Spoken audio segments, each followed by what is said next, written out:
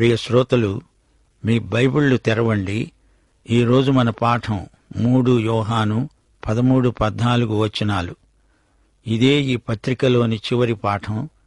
యోహాను ఒక రచయితగా అంటున్నాడు, గాయి, అనేక సంగతులు నీకు రాయవలసి ఉంది గాని సిరాతోనూ కలముతోనూ నీకు రాయడం నాకిష్టం లేదు. శీఘ్రముగా నిన్ను చూడాలని నిరీక్షిస్తున్నాను. అప్పుడు ముఖాముఖిగా మాట్లాడుకుందాము. నీకు సమాధానము కలుగునుగాక. మన స్నేహితులు నీకు వందనములు చెప్తున్నారు. నీ వద్ద ఉన్న స్నేహితులకు పేరు పేరు వరుసన వందనములు చెప్పు. శ్రోతలు వింటున్నారా? యోహాను గాయికి రాసిన ఈ చిన్న ఉత్తరంలో ఇవి చివరి మాటలు. ఉత్తరం చిన్నదే కాని అందలి సందేశం గొప్పది. యోహాను రాసిన గ్రంథాలు యోహాను సువార్త, ప్రకటన గ్రంథం. ఈ 2 గ్రంథాలు కొత్త నిబంధన అంతటిలోకి సుదీర్ఘమైన పుస్తకాలు. అయినా ఈ చిన్న ఉత్తరం రాస్తూ గాయితో ఏమంటున్నాడు? సిరాతో కలంతో రాయటం కంటే నీతో ముఖాముఖిగా మాట్లాడడం నాకెంతో ఇష్టం. సిరా, కలం, కాగితం కేవలం వస్తువులు. గాని నేను ఒక వ్యక్తిని. వ్యక్తిగతంగా మనం ఆప్యాయంగా ఎంతసేపైనా మాట్లాడుకోగలం.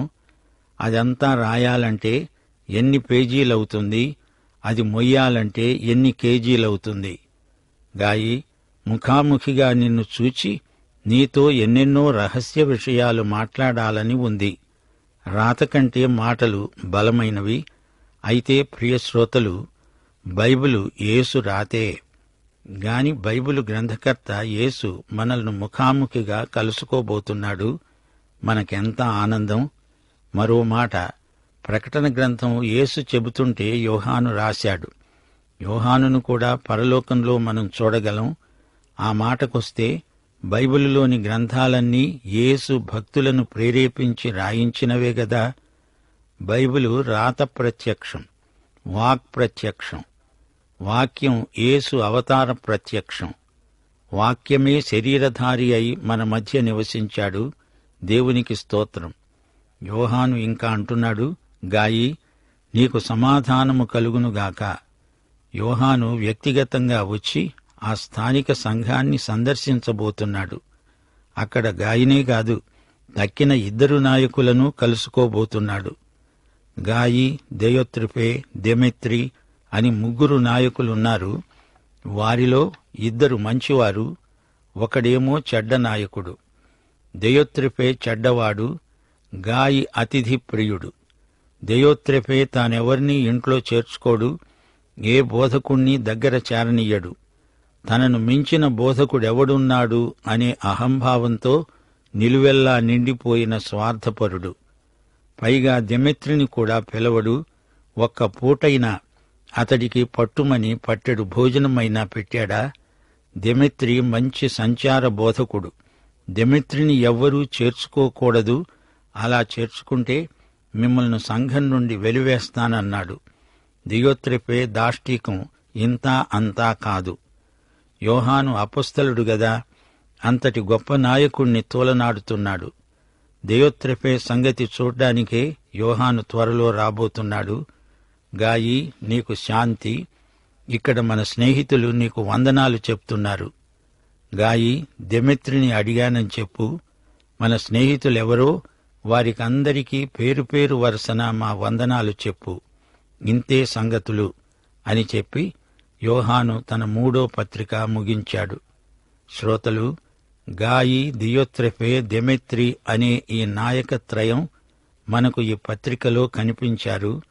ప్రథమ శతాబ్దంలో క్రైస్తవానికి అవి పరీక్షా దినాలు, గడ్డు రోజులు. గాయి, దెమెత్రి లాంటివారు గొప్ప కార్యాలు చేశారు. క్రైస్తవ ఉద్యమానికి వారు మంచి స్ఫూర్తినిచ్చారు. గాయి, దెమెత్రి దేవుని బిడ్డలుగా దేవుని కుటుంబానికి మంచి పేరు తెచ్చారు. దెయోత్రెఫే ఒక నియంత, నా అంతవాడెవడూ లేడనే భ్రాంతితో ఉన్న స్వార్థపరుడు. రోమా ప్రభుత్వంలో క్రైస్తవ సంఘం ఎన్నో అగచాట్లకు గురైంది. ఈ రోజులు కూడా దేవుని సంఘానికి పరీక్షాకాలమే. నాయకులారా, అప్రమత్తులై ఉండండి. దేవుని సంఘం ఈ రోజున అపొస్తలుల కార్యముల గ్రంథం 29వ అధ్యాయం రాస్తోంది. మనమే ఆ గ్రంథానికి పొడిగింపు చరిత్ర. దయోత్రెఫే లాంటి నాయకుల విషయమై జాగ్రత్త. దేవుని ఆలయములో క్రయ విక్రయాలు జరగకూడదు. తమ సేవా తలాంతులతో వ్యాపారం చేసే నాయకులున్నారు. వీరికి దేవుని చేతిలో కఠిన శిక్ష తప్పదు.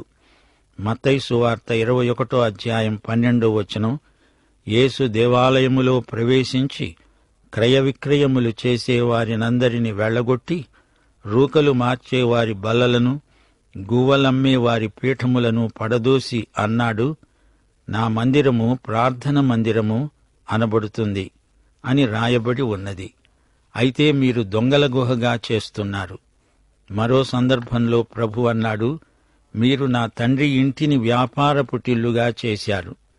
దయోత్రెఫే లాంటి నాయకుల నిర్వాహకమిది. ప్రకటన గ్రంథం 13వ అధ్యాయం 17వ వచనంలో అది వారి మీది అంత్యక్రీస్తు ముద్ర. క్రయ విక్రయాల నాయకులపై మృగం ముద్ర. నాయకులు ధనదాసులు కాకూడదు. సంఘ నాయకులు యేసును వెంబడిస్తారు, అనగా ధనాపేక్షను పూర్తిగా విసర్జించిన వారు. గొర్రెలను మేపవలసిన వారికి జీతగాడి మనస్తత్వం తగదు. దేవుని మందను కాయటం పోయి మందనే మేసే నాయకులకు శిక్ష తప్పదు. దయోత్రెఫేలు ప్రభువు నామమును ఒప్పుకొని దుర్నీతి నుండి తొలగిపోవాలి, లేదా వారైనా నాయకత్వం నుండి తొలగిపోవాలి, లేకపోతే ఆయనే వచ్చి తొలగించాల్సి వస్తుంది. ప్రియ శ్రోతలు, వింటున్నారా? క్రైస్తవ నాయకుడు యేసు ప్రభువులాగే మాట్లాడతాడు, పనిచేస్తాడు. యేసు స్వభావం, యేసు మనస్సు, యేసు మాట, యేసు క్రియ, ఇవన్నీ క్రైస్తవ నాయకునిలో కానవస్తాయి.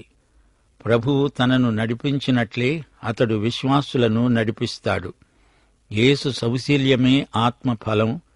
యేసుక్రీస్తు ఎలాంటివాడో ఆత్మఫలాన్ని బట్టి మనం తెలుసుకోగలం. ఆత్మఫలమేమనగా ప్రేమ, సంతోషము, సమాధానము, దీర్ఘశాంతము, దయాళుత్వము, మంచితనము, విశ్వాసము, సాత్వికము, ఆశానిగ్రహము. ఈ లక్షణాలన్నీ యేసుక్రీస్తునందు సంపూర్ణంగా కానవస్తాయి. యేసు వ్యక్తిత్వ లక్షణాలే ఆత్మఫలం. క్రీస్తు నీలో నాలో ఉంటే క్రీస్తే మనలోని ప్రేమ, సంతోషం, సమాధానం. మన ఆనందం ప్రభువే. క్రైస్తవ నాయకునికి ఆత్మవరాలు సేవ కొరకై ఇవ్వబడతాయి. ఆత్మఫలం సౌశీల్యమైతే ఆత్మవరం సేవకు కావలసిన శక్తి. ఆత్మఫలం మనల్ని యేసు రూపానికి మారుస్తుంది. ఆత్మవరం సేవకు అవసరమైన శక్తి. ఈ రెండూ సమతూకంలో ఉండాలి.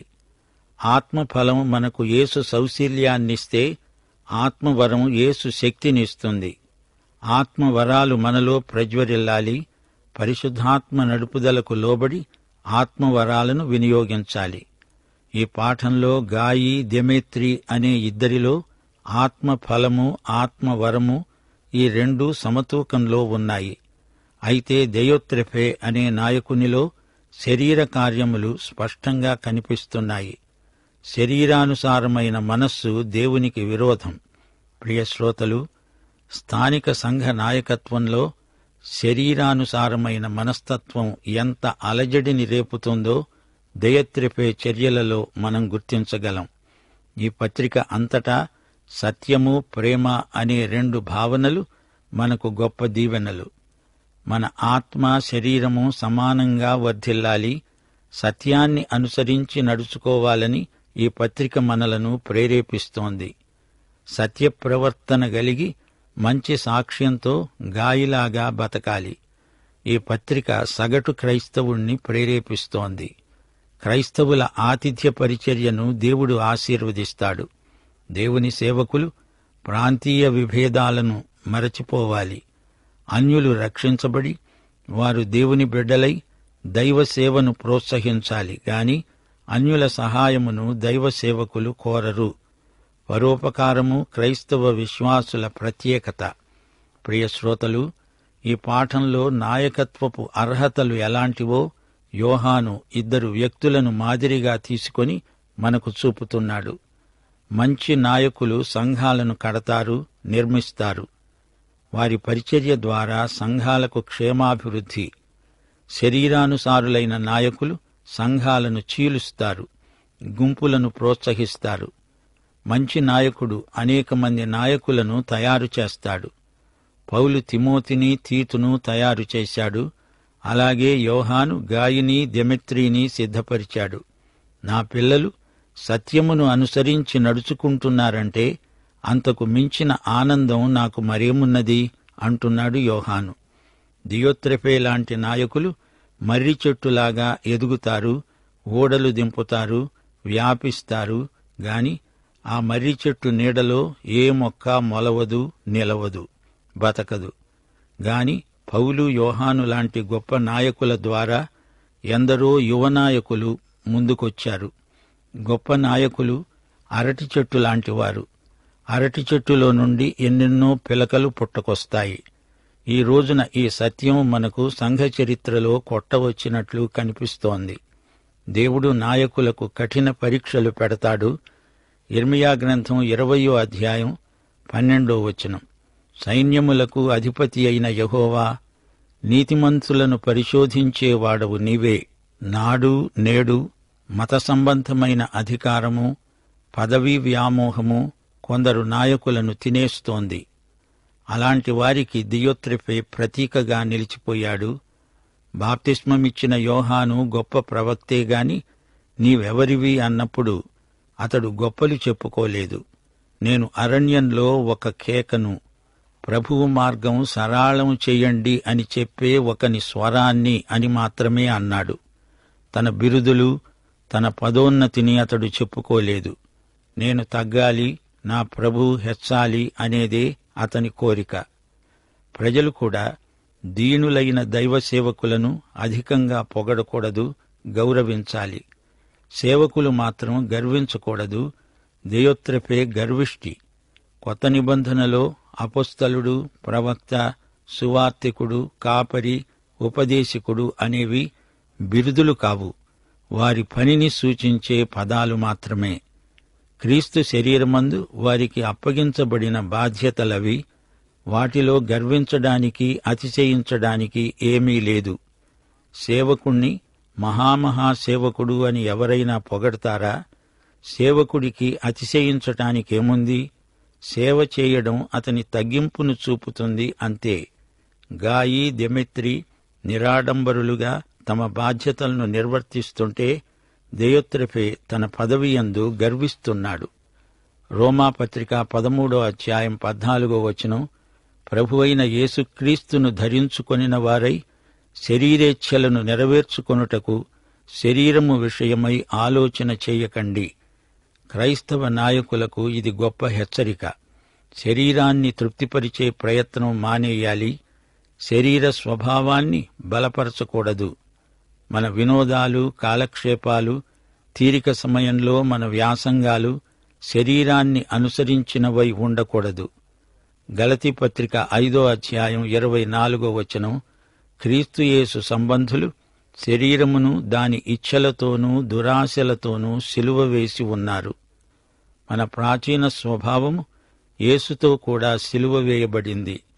మనము పాపము విషయమై మృతులము, దేవుని విషయమై క్రీస్తు యేసునందు సజీవులుగా మనల్ని మనమే ఎంచుకోవాలి.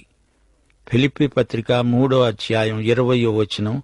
మన పౌరస్థితి పరలోకమందున్నది. అక్కడి నుండి ప్రభువైన యేసుక్రీస్తు అనే రక్షకుని నిమిత్తము కనిపెట్టుకొని ఉన్నాము. సమస్తమును లోబరుచుకొనజాలిన శక్తిని బట్టి ఆయన మన దీన శరీరమును తన మహిమగల శరీరమునకు సమరూపము గలదాన్నిగా మారుస్తాడు. ఈ సందర్భంలో 1 యోహాను 3వ అధ్యాయం 2-3 వచనాలను మా శ్రోతలకు మరోసారి జ్ఞాపకం చేయగోరుతాము. ప్రియులారా, ఇప్పుడు మనము దేవుని పిల్లలమై ఉన్నాము. మనమిక ఏమి అవుదుమో అది ఇంక ప్రత్యక్షపరచబడలేదు గాని ఆయన ప్రత్యక్షమైనప్పుడు ఆయన ఉన్నట్లుగానే ఆయనను చూస్తాము గనుక ఆయనను పోలి ఉంటాము అని ఎరుగుదుము. దేవునికి స్తోత్రం. ప్రియ శ్రోతలు, ఈ పాఠం ముగింపులో కొన్ని ముఖ్యాంశాలను మరల జ్ఞాపకం చేసుకుందాము. ప్రియుడా, చెడు కార్యమును గాక మంచి కార్యమును అనుసరించి నడుచుకో. మేలు చేసేవాడు దేవుని సంబంధి, కీడు చేసేవాడు దేవుణ్ణి చూచినవాడు కాడు. హృదయశుద్ధి గలవారు ధన్యులు, వారు దేవుణ్ణి చూస్తారు. దేమేత్రిని గురించి అందరూ మంచి సాక్ష్యమిస్తున్నారు.